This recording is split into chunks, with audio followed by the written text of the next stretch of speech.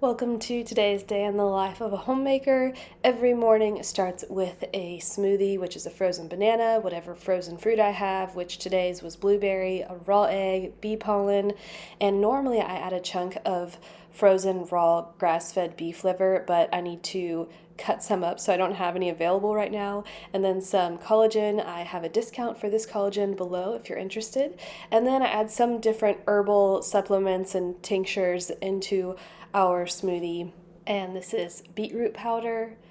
And that is our smoothie. We will make sure we have this before we drink any caffeine. And then I am getting breakfast going. And I make these Dutch baby pancakes, sourdough Dutch baby pancakes, at least once a week. I'll link the recipe below, but I split it in half for us.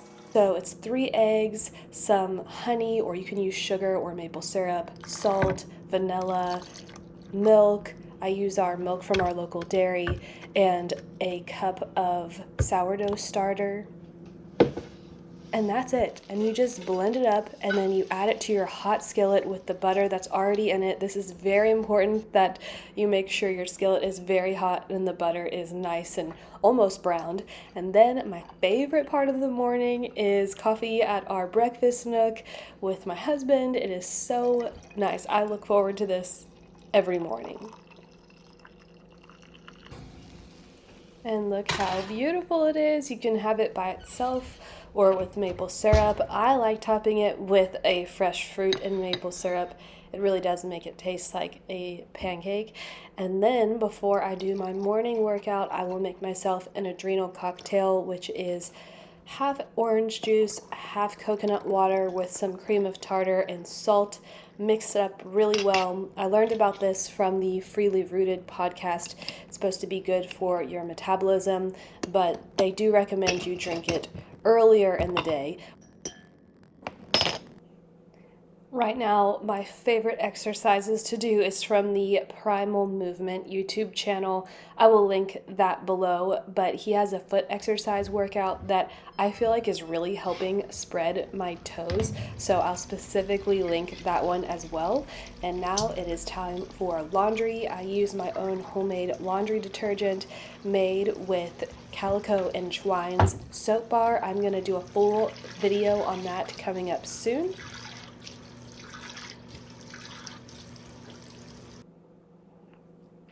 And I've had to do all of my seeds in containers. I cannot direct sow any of my seeds this year because the slugs and the cutworms are just destroying them. So I'm starting everything in the grow tent, and I need to get them outside for sunshine and watering.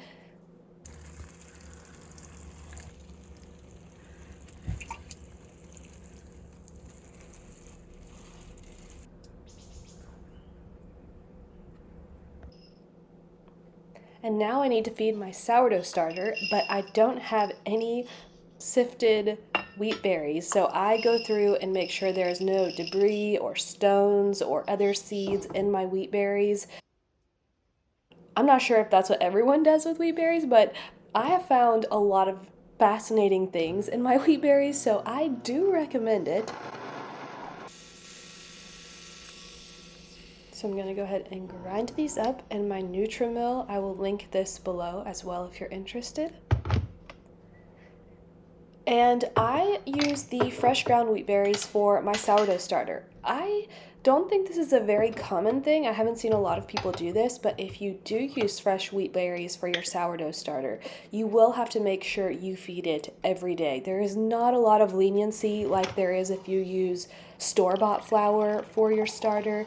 This will definitely go off sooner, which does make you also have to change the jars more often because all that residue that gets on the side will get really nasty. So I find that every 2 days or so I need to switch out and add a new jar in.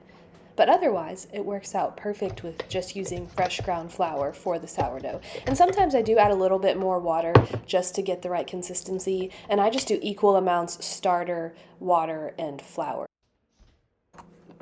And then whatever fresh ground flour I don't use, I put in the freezer. This is our laundry line, which did not cost us anything. So we had some trees that were nearly dead that Scott went ahead and cut down, and that's what we used for the sides. And then I already had some line, and so it was a totally free laundry line. So since I have my wheat berries out, I'm gonna go ahead and sift the rest of the wheat berries and add them to my jars. This was from the freezer, so I let them sit in the bowl for a few days to get all the moisture out of it, and then went ahead and sifted it and added it to my containers. And you can see this is the debris and all the stuff that I got out, which would have been blended into whatever I was making if I didn't sift it. Now, I have these 2 salt and pepper shakers that I got from a thrift store a long time ago. I've never used them because I have whole peppercorn, and I had a grinder that I had got maybe 10 years ago from Trader Joe's, like the plastic kind, and it finally broke. So I just used my mortar and pestle and ground up my peppercorns to add to the pepper shaker, and this was actually very therapeutic to do.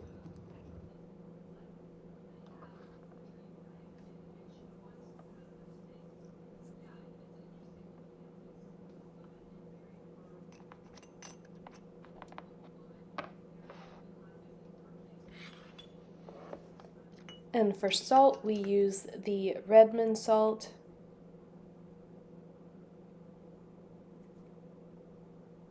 And this is today's lunch: walnuts, carrots, boiled eggs, watermelon, oysters that I pair with raw cheese, and pickles that I canned from last season, and some cherries.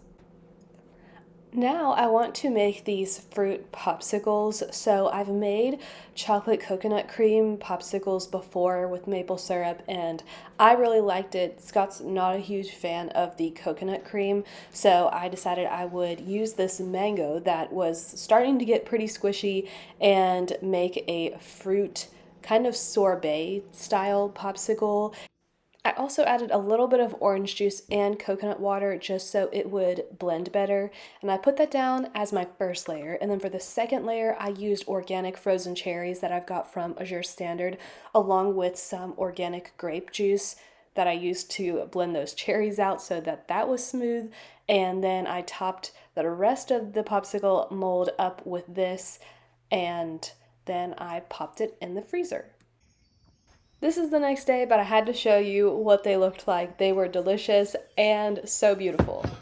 So now I'm going to make myself a cold brew. And I've changed my cold brew making ways up a little bit. I used to let it brew for 2 days, and that's because I did a coarse grind on it, and that was good. But I wanted to experiment for a 24-hour cold brew to see if I could do it and it would still taste well. And I found that if I make it a very fine grind, then a cup of coffee grounds to a half-gallon mason jar of water on the counter, not in the fridge, just left on the counter for 18 to 24 hours works perfectly, and then it's ready. And it tastes really good. I put it through our French press to get the big coffee grounds out, and then I still pour it through another like coffee sock type of thing, because you can see that it gets out all of the like fine grind, which I can taste if I'm drinking it through a straw. So I like to get all that out, all of that extra stuff. And Scott likes milk in his, and I like half and half in mine. So this is where the video kind of goes awry. I went to the post office, and upon my way home, there was an incident in our neighborhood that required the police, and so all of my plans for the day kind of went out the window because I spent the entire afternoon staring out the window and watching what was happening outside.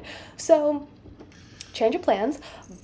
And that also affected my bread making. Normally I start making my sourdough bread dough around 3. This was 5:30. So it just goes to show you though that you don't have to be super strict with following bread recipes. So this was 5:30 and I am getting my sourdough going. So I follow the Homestead and Chill bread recipe, and that has worked fine for me even with using fresh milled flour. I like to go ahead and weigh my wheat berries first, and then I'll grind them, and that way I don't have to, weigh the flour. I can just grind exactly the amount that I need. And then I will add the hot water, and not too hot, between 90 degrees and 100 degrees is usually the temperature of the water. And then I will let that sit for an hour before I add the sourdough starter and the salt. I will link Caitlin's video from Quiet in the Land. She has a video on how she makes her bread, and it's just fun to see how other people do their techniques for bread making, and I think you'll enjoy it. So I just mix that together really well. The Homestead and Chill recipe says to slap and fold on the counter. I don't like getting my counters dirty unnecessarily, so I just do it right in the bowl, and that seems to work well. And then I will cover it up with a dish towel and let it sit. And then for dinner we had potatoes with cut up meat that I had from our crock pot the day before, with some broccoli and some arugula and green onions on top with some sour cream. It's one of our favorite dinners. And this is also where things went a little differently, because we went to our church hymn sing this night, so I didn't get to do the folds in the right order that you're supposed to. You're supposed to fold your dough within the first 30 minutes of it sitting there, and mine probably sat there for 2 hours before I folded it. Again, I think sourdough has a lot of flexibility. So this is the next morning. I got it out of the fridge. This is after it's been in the oven for about 45 minutes, and this is what it looks like cut up. I hope you enjoyed today's video. I bless you in the rest of your day.